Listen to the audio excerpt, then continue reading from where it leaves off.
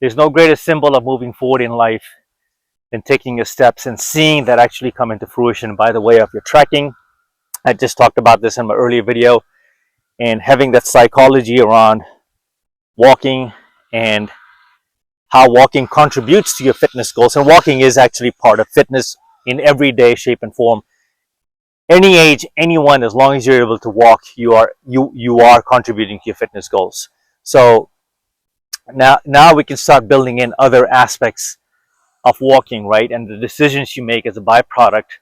But let me streamline this even further, is the relationship, and the perfect dance partner for walking is intermittent fasting. Now you may say, okay, why is that? Well, on this channel I talk a lot about intermittent fasting as a way of life. It's a lifestyle.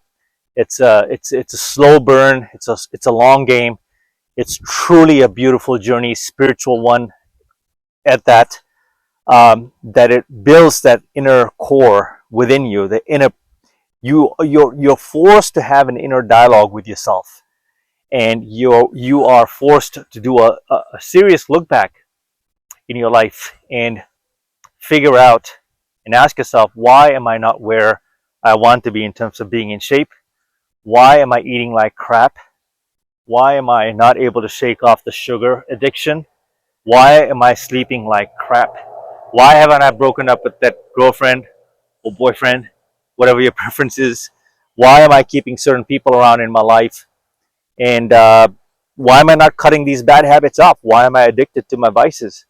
Right? These are some of the things you are able to kind of walk through and figure out and make the decision and come to a conclusion. Okay, this is the path I want to take. But then the other aspect of it is, well, what am I going to eat now, right? Walking is part of a process, but so is diet. What are you going to be intaking by way of caloric expenditure, and also what you're going to be eating to complement that lifestyle, right? So you have to have that dialogue with yourself.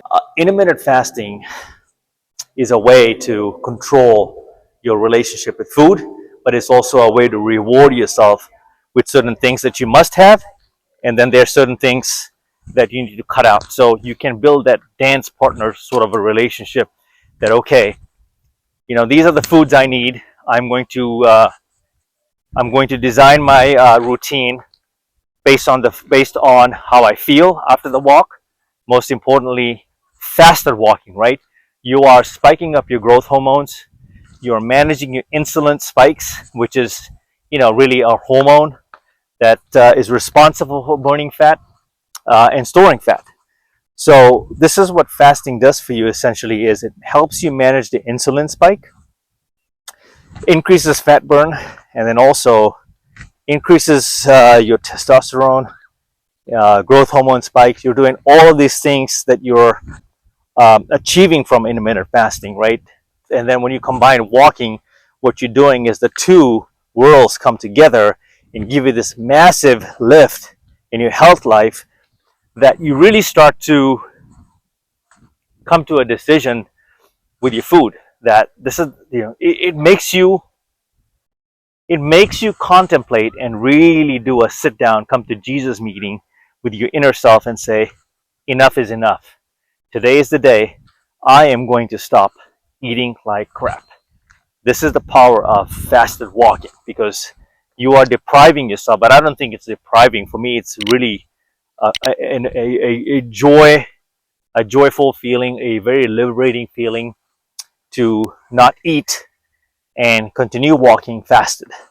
I experience all of the biological effects of fasted walking, and by the time I'm done, in fact, I'm no longer hungry. On these walks, I am consuming nothing but water. Heck, even some of these walks are water fasted, like meaning if I know that I'm going for an hour walking, 45 minutes walking, I typically do not drink water. I do carry a bottle, just maybe I'll have a sip or two just to quench the thirst or my throat so I can talk.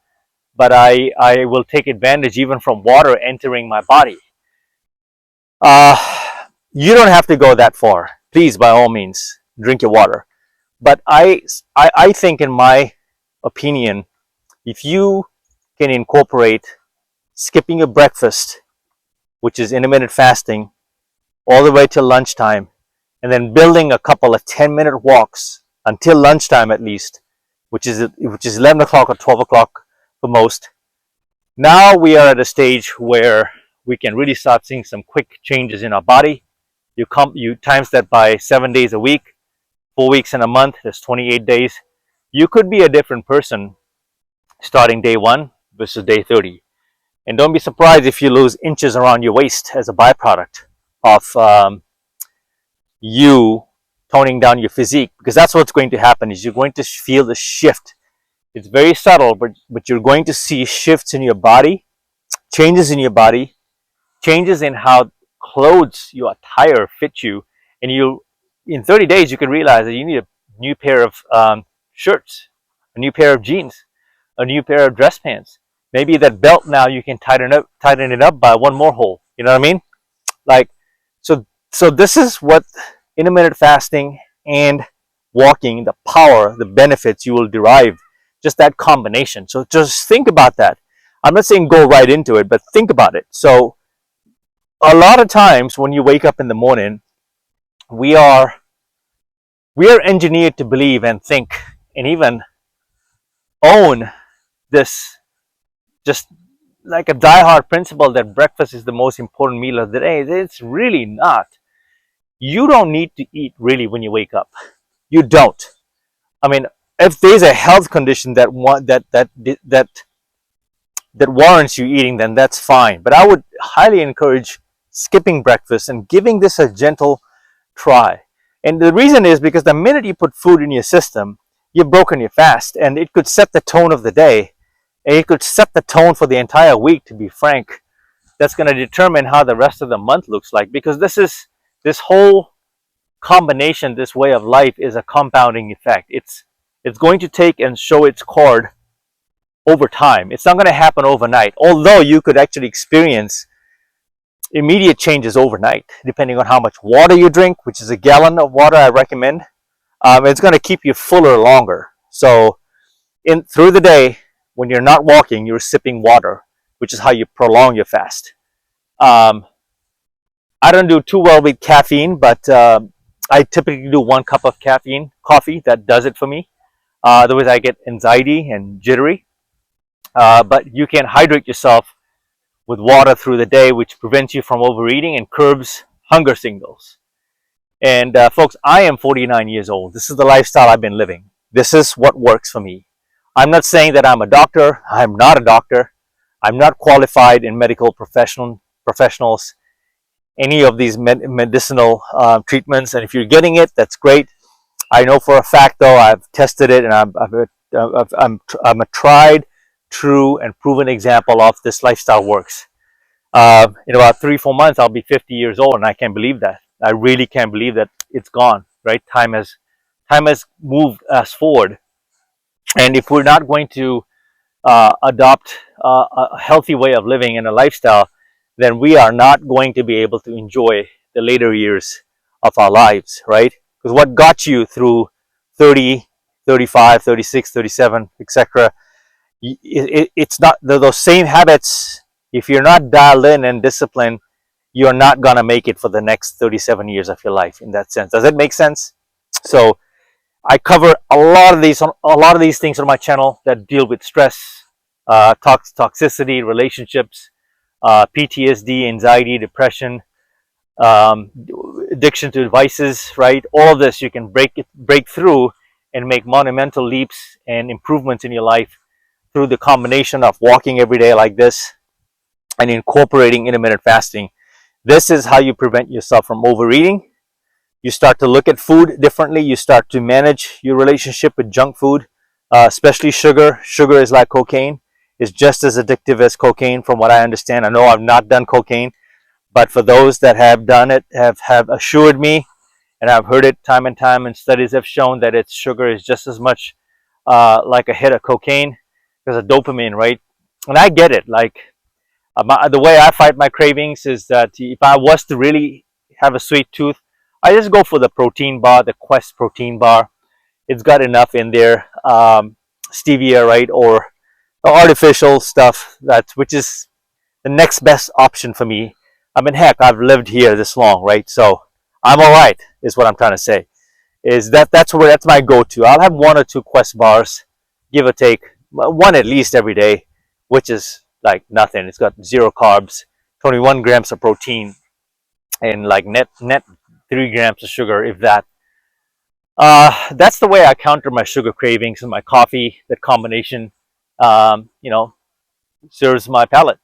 So hopefully this gives you some idea, right? That the combination of walking and fasting, you don't require a gym membership.